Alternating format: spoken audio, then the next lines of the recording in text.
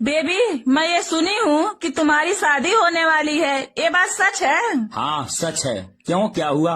यार कितने बेशर्म हो तुम। प्यार मुझसे करते हो और शादी किसी और से कर रहे हो, ऐसा क्यों? यार जब तेरे चीकू थे तो हम तेरे पीछू थे, जब तेरे आम हुए तो हम बदनाम हुए, जब तेरे खरबूजे हुए तो बड़े से बड़े अजूबे हुए, अब तेरे झूल गए हम तुमको भूल गए। प्यारी समझ गई।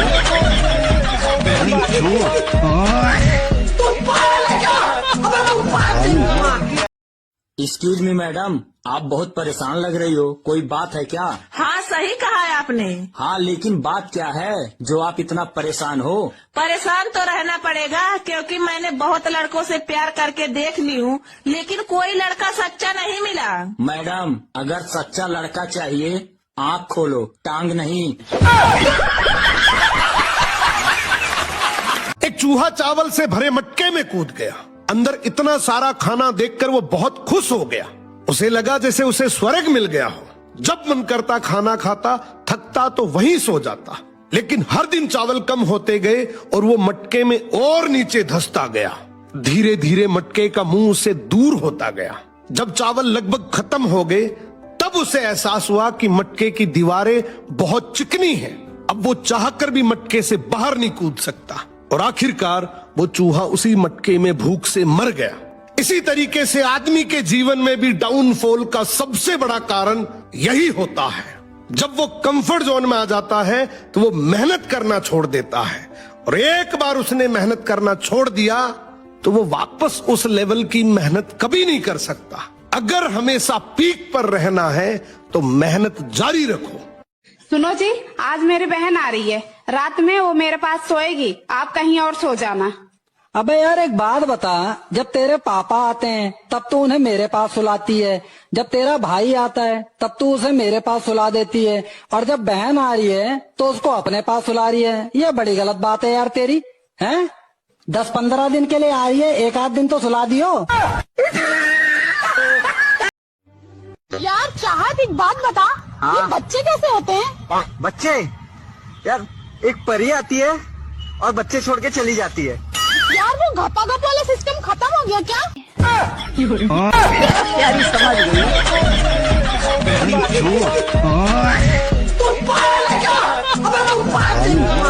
सर जब औरत औरत में झगड़ा होता है तब हकीकत पता चलता है कि किस औरत को किसके साथ चक्कर चल रहा है। कुछ तो बात था उस लड़की में, तभी तो इतना शर्मा रही थी। एक दिन धोखा से हंसी तो पता चला कि तंबाकू खाती थी।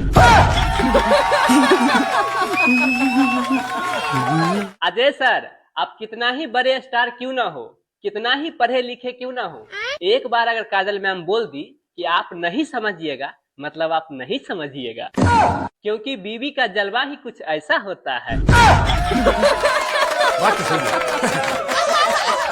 सर मेरा दोस्त लोग बोलता है कि मैं बहुत अच्छा आदमी हूँ। अब मैं उसे कैसे समझाऊं कि एक बार 2 लाख रुपया दे के तो देखो, मुझसे बात करने के लिए तरस जाओगे।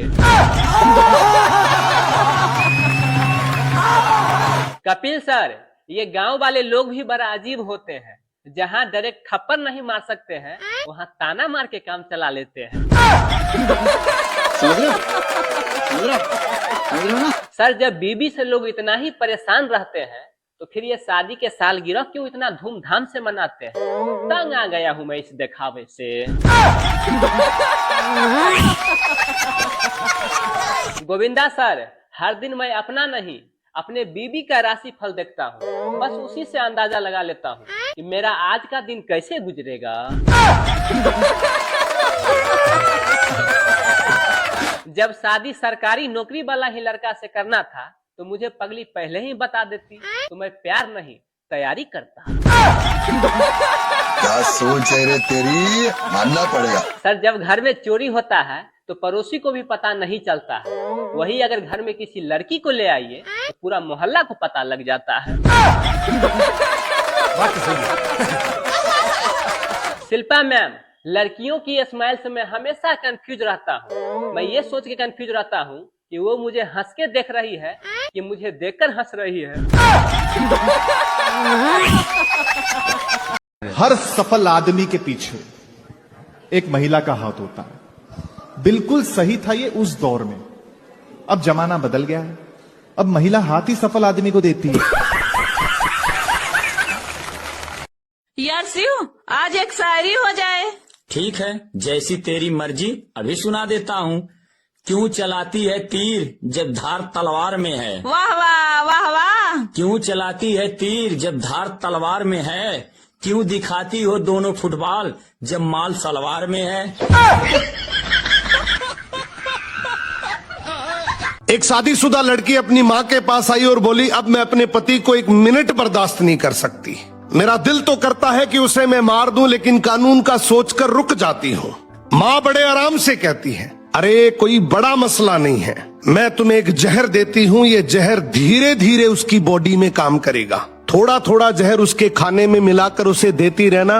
बस इतना ध्यान रखना कि खाना बहुत स्वादिष्ट होना चाहिए, ताकि जहर होने का अंदाजा ही ना हो। माँ आगे कहती है, लेकिन एक दिक्कत है, तुम्हारे घर में रोज लड़ाई झगड़ा होता है।